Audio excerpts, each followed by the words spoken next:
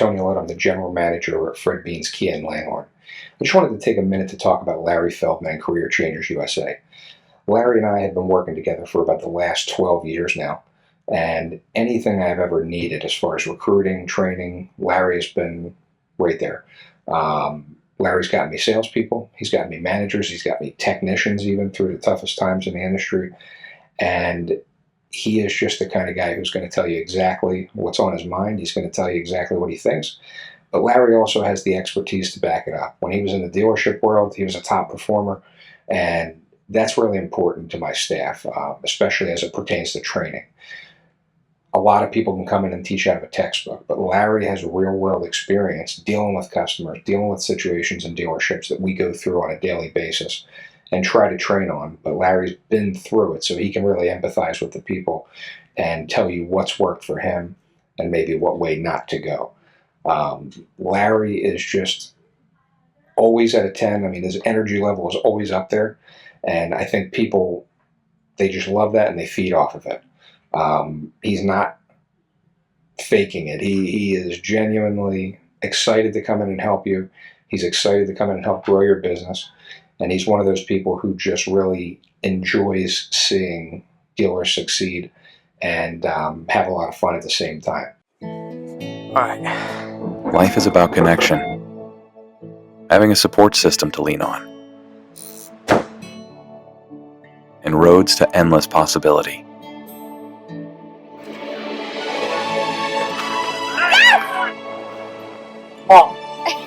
At every turn, guiding the way, we are building the connections that move you.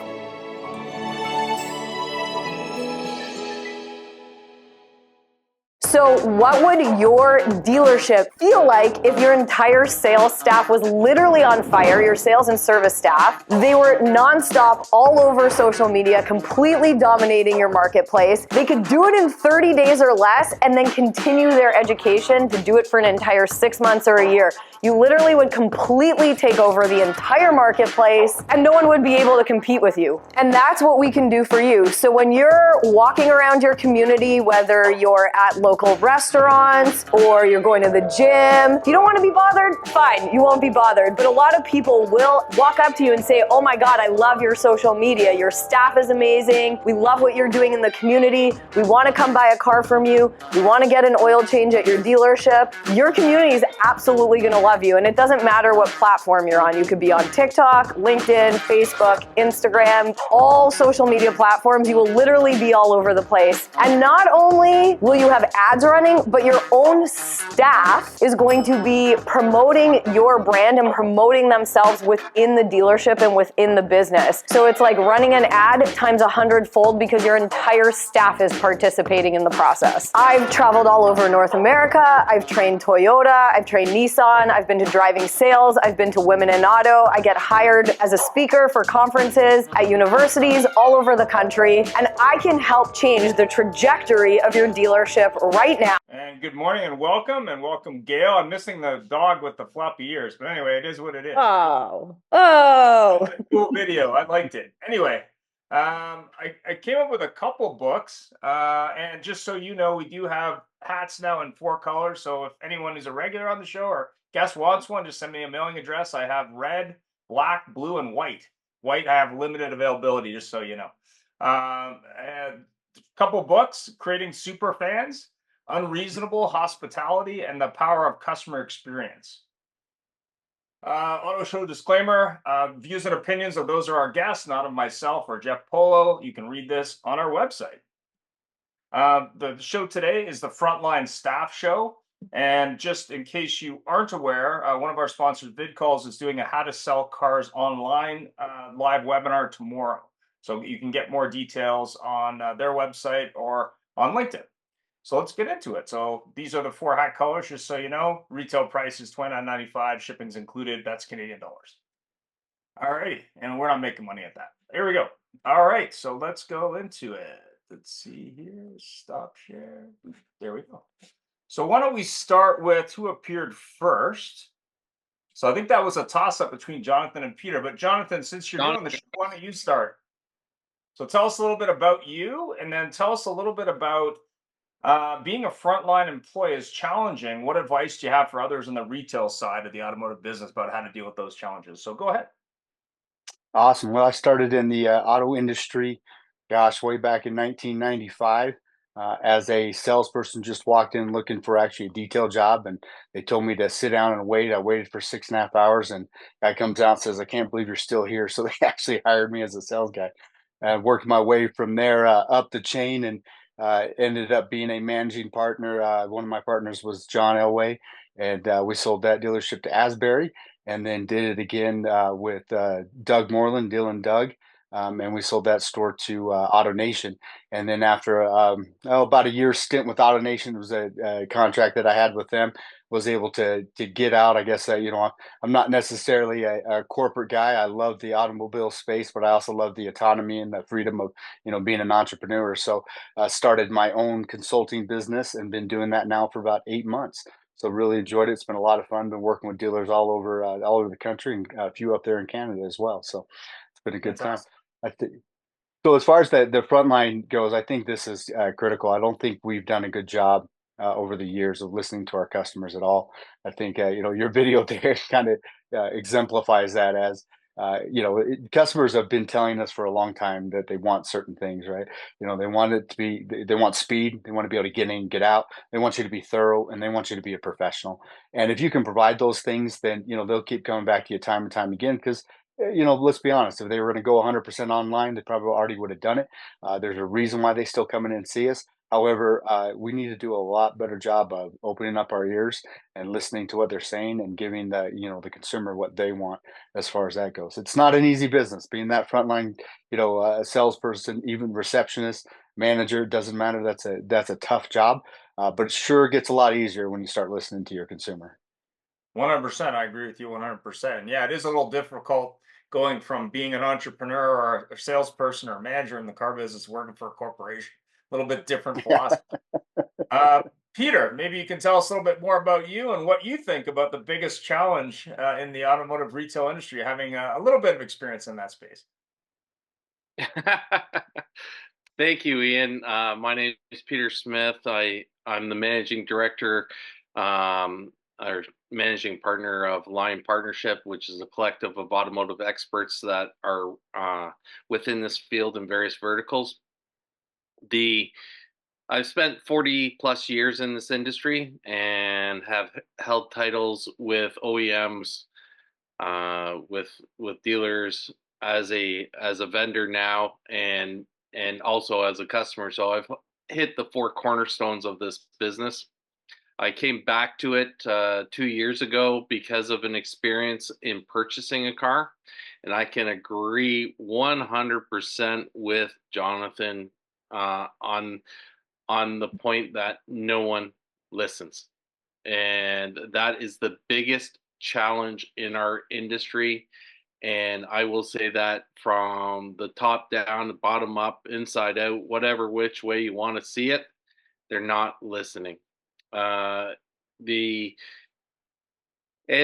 the biggest challenge is that this industry moves at the speed of a glacier, and with that speed, they see a failure to be able to pivot to the customer's wants and needs until they need to. And we noticed that in COVID, because in COVID, when they couldn't open their showrooms, they adapted digital retailing. And it was adapted almost overnight because they needed the revenue. So it can be done. Everything can be done. It's just the want. And right now, I see it as a control issue. And that control is the dealerships want to maintain the control, whereas right now they have no control. And it's a fictitious fallacy that they're operating in. So right now, I think dealerships have the blinders on, and they're living by a hope and a prayer that it'll continue to be business as usual, as my good friend Paul Machine says. But I don't see it that way, and I think there's an anticipatory change moving forward throughout the industry in the next 18 months. Fantastic.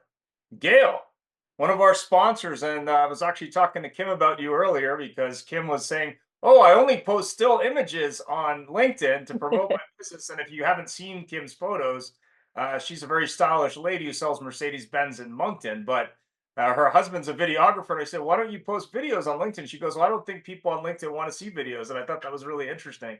But Oh, she is a really? new general manager at a store in Moncton, sells Mercedes Benz.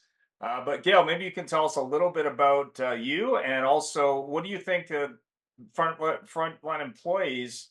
What advice would you give them in 2024?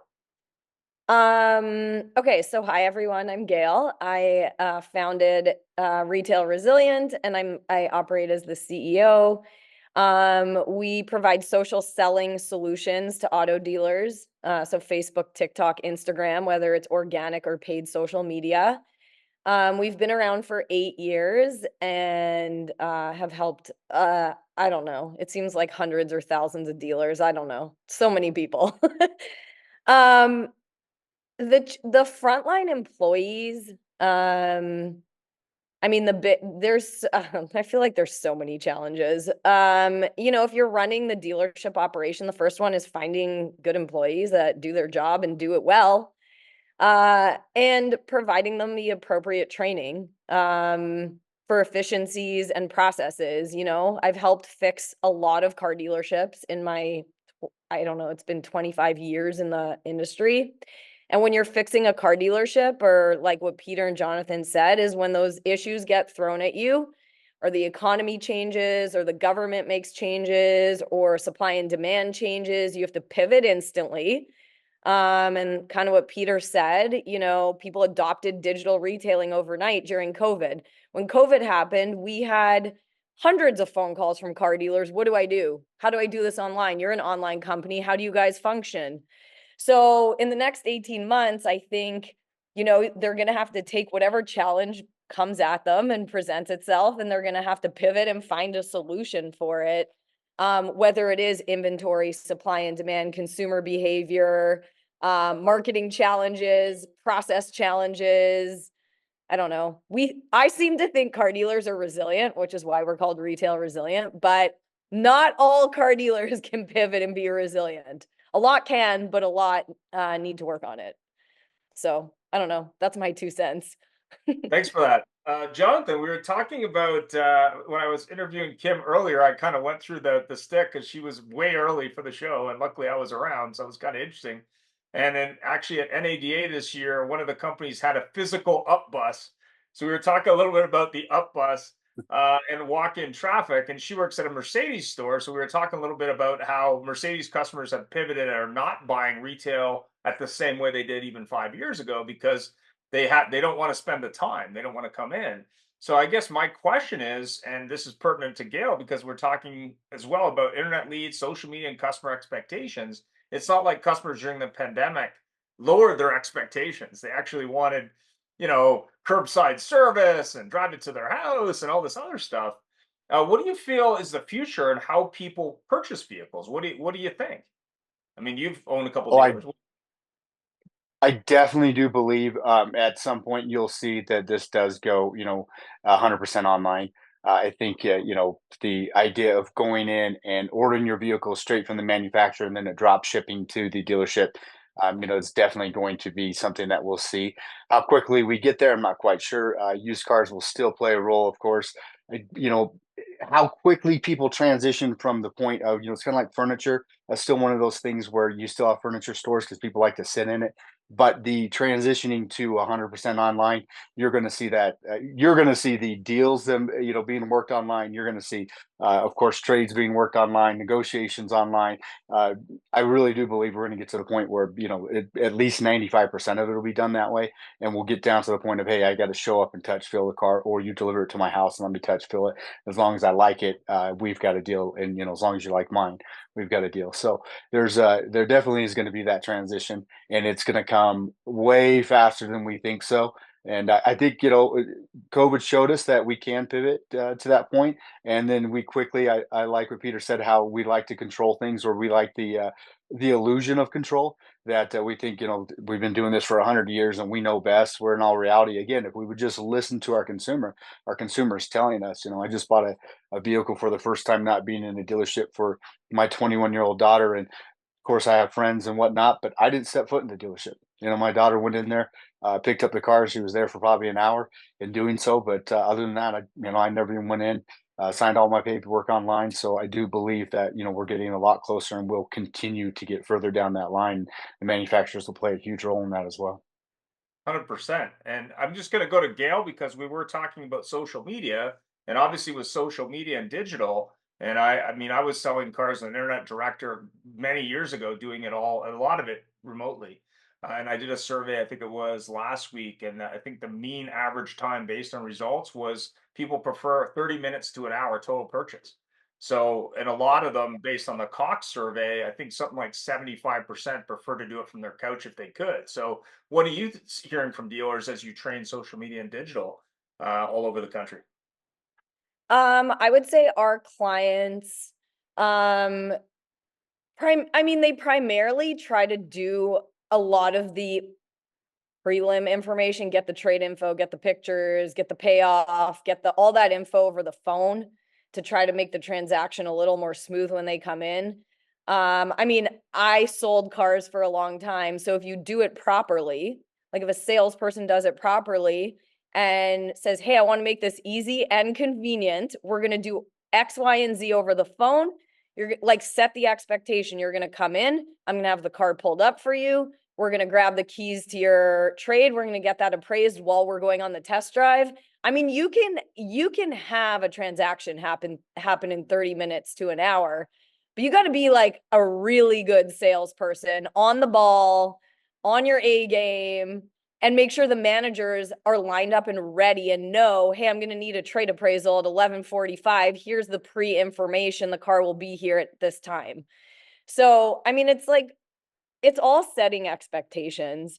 And in regards to social media, how they can, I tell them to market themselves as, well, I looked at Jonathan, I just looked at your Facebook page because we're not friends on social media yet. And you have, you have a tagline on your Facebook that says "One Eye Car Guy." And you know what? That's what we teach the salespeople. Have a brand, have something going on social so that your friends and your family know you in the community. They come in and they're like, I want to talk to One Eye Car Guy, or I want to talk to It's Jim, buy a car with him. They're not going to forget that. And use the comments on your posts to market and brand yourself. Everybody reads comments. And if someone says, hey, I'm interested in this car, you don't need to private message them. You can talk about that car in your comments and do some of the prelim work. And it creates transparency of how you service the client. So anyway, I don't know. That's, again, my 2 cents. Fantastic. I Anyway, love the Jonathan, I'm tagline. now following you on Facebook, but I couldn't find you Awesome. on LinkedIn. So I just want to jump in there because two things made me smile over it. The branding, and I got a small story. I went in and did a contract for a Toyota dealership, and I hired this guy he was big, tall Dutch guy, and his first name was Jorrit, Jorrit. And I said, I'm hiring you just for your name because I'm going to build a brand around you. You're it for Toyota. And I'm going to wrap your car and I'm going to put a big picture of your head on it and you're going to drive all over the place. And it's you're it for Toyota. and Cool. and would you believe the guy said no? And I was going to dump 10 grand into advertising for him. And what happened? He sold 3 cars in 3 months, and he was done. Wasn't for the business. Anyways, going back to the 1 hour thing that Ian said. Yes, there is a way of doing the 1 hour thing. We have to embrace the non-negotiation process, and it has to be pre-negotiated. Everything has to be done to get under the 1 hour. Otherwise, it's a back and forth nightmare. We also have to empower our staff members to be able to complete the deal. We don't need them getting up and running into a manager's office where they have to stand waiting in line for 10, 15 minutes to get the answer. It just doesn't work. As per doing everything online and dealers saying that it can't happen, well, tell the 4 million Tesla owners that it can't be done online, because it's end to end with Tesla on purchasing a Tesla. I was sitting in a Tesla service center, as that's what they're called, looking at the car I was going to buy and actually having my hand on it saying, I want to buy this car right now. And the guy says, I have to refer you to go to your home because you can't use our laptops to buy it because it's our IP address. It has to be yours. So you have to go home and buy the car. And that's how I bought my first Tesla. I had to leave the service facility to go buy it. So buying online is coming along. You can look at guys like David Spisak, who is one of the trendsetters and leaders of our industry. He bought his last Mercedes end-to-end online, delivered to his house. So it's coming. We have to be able to transition it. What's going to happen in the front line for all these people? Gail is absolutely right. It's going to be a lower amount of sales team at the front line. They're going to have to brand themselves. They're going to have to do more outbound marketing themselves to bring in the additional clientele to make their incomes. But it's all going to be about client retention moving forward and using technology to have that happen. That's the vision of the future. You're going to reduce your labor costs. You're going to do a number of different things in the dealership because we're going to use technology, and it's going to be great. And the client experience is going to go up, and the loyalty will increase as well.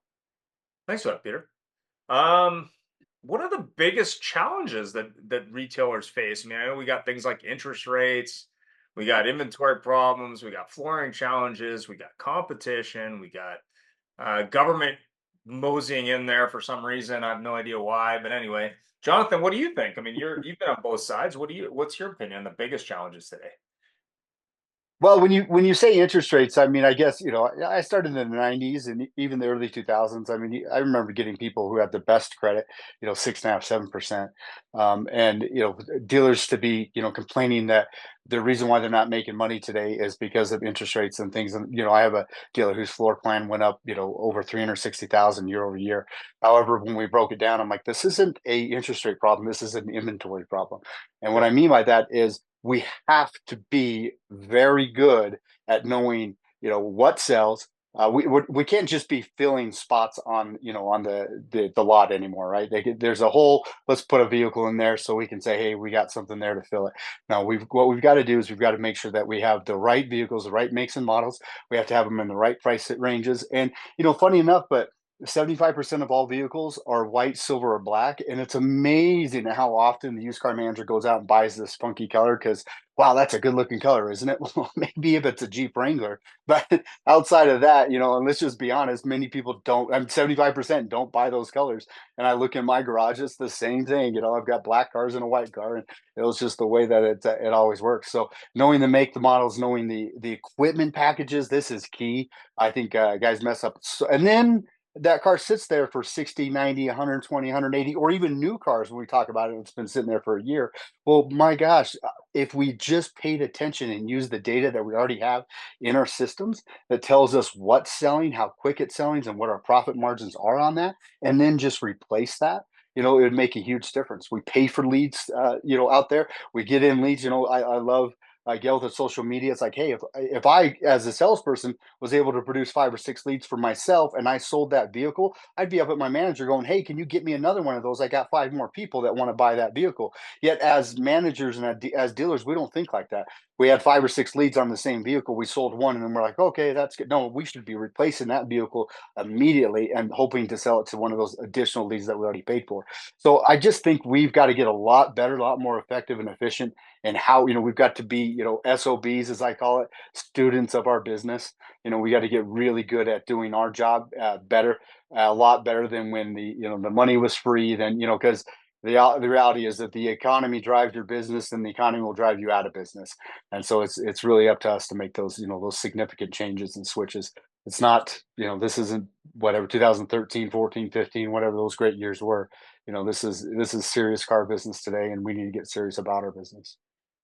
Yeah, I mean, I agree. I mean, when you look at the job, things that are going on, the big question becomes, what can they do better, right? And the other thing that's a question really is, what can dealers, like I saw a green, I think it was a green uh Honda Civic yesterday. I'm like, that one was bought at a discount. It's like a lime green. Like, I don't think I've seen one like that in a long Terrible. time.